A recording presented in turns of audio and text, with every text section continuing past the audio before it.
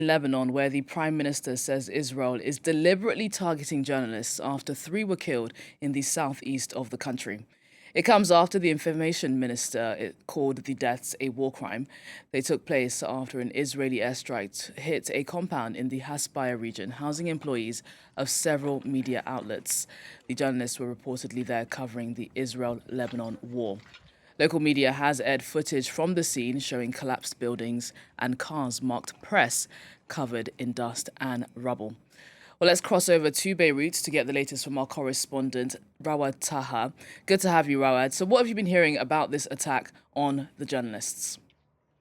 So I'm very familiar with this place where the attack actually happened. This is some sort of a mountain resort or a group of chalets which were rented roughly last month by a number of different media outlets for the use of their correspondents. Supposedly, this was a safe area of southern Lebanon.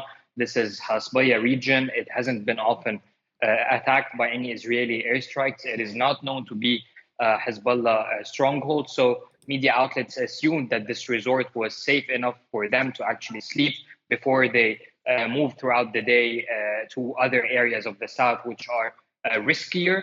What we know for a fact is that at least 18 journalists were present at the site, which was attacked from different media outlets, be it local, regional, and international outlets as well. Three were killed as well. Three were injured in that attack.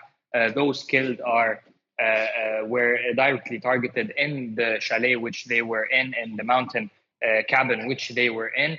They are working with Al-Mayadeen and Al-Manar, which is affiliated with Hezbollah. However, as you are seeing in the scenes, all the cabins were almost completely destructed, and it is really a miracle that we have at least 15 survivors from different outlets. Well, Warad, do stay with us because the conflict in Lebanon has been the focus of talks between U.S. Secretary of State Antony Blinken and the Lebanese Prime Minister Najib Mikati today in London. Following the meeting, Blinken said there's an urgency to get a diplomatic resolution in the Lebanon conflict. The London meeting caps off Blinken's multi-stop tour of the Middle East, where he announced fresh ceasefire talks for Gaza and an additional $135 million in aid for Palestinians. Well, let's take a listen to what Blinken had to say in London. We have a sense of real urgency in getting to a diplomatic resolution and the full implementation of UN Security Council Resolution 1701, such that there can be real security along the border between Israel and Lebanon. Meanwhile, we want to see civilians protected. We want to make sure that Lebanese armed forces are not caught in the crossfire, and certainly we want to make sure that in places like Beirut, there is a real effort to make sure that people are not harmed, that civilians are not caught up in this crossfire.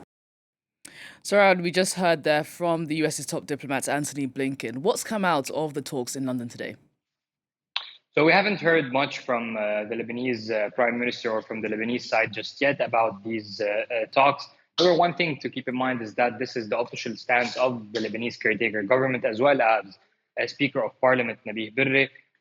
They also discussed these issues just a few days ago with the US presidential envoy, Amos Hochstein, who was in Beirut, and he was putting forward some sort of an American proposal, which we don't have the details of just until this moment. However, the Lebanese stance officially is sticking to 1701 UN resolution, which ended the 2006 war. Yet that resolution was not fully implemented, neither by the Israeli side or by the Lebanese side. So now we're hearing these talks about full implementation of the 1701 UN resolution, which means that the area south of the Litani River, most of southern Lebanon, thus would be a demilitarized zone with only the presence of the Lebanese armed forces and UN peacekeeping forces. However, 1701 UN resolution also mentions a prior UN resolution, which is 1559.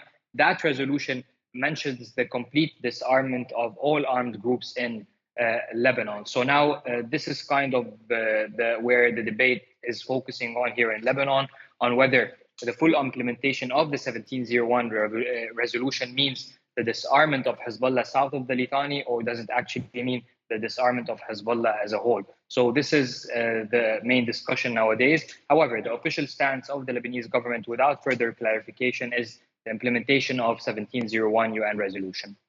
Okay, well, we'll have to see whether that is definitely put in stone there. Rawad, thanks so much for bringing us up to speed. That's France 24's correspondent, Rawad, reporting live from Beirut there.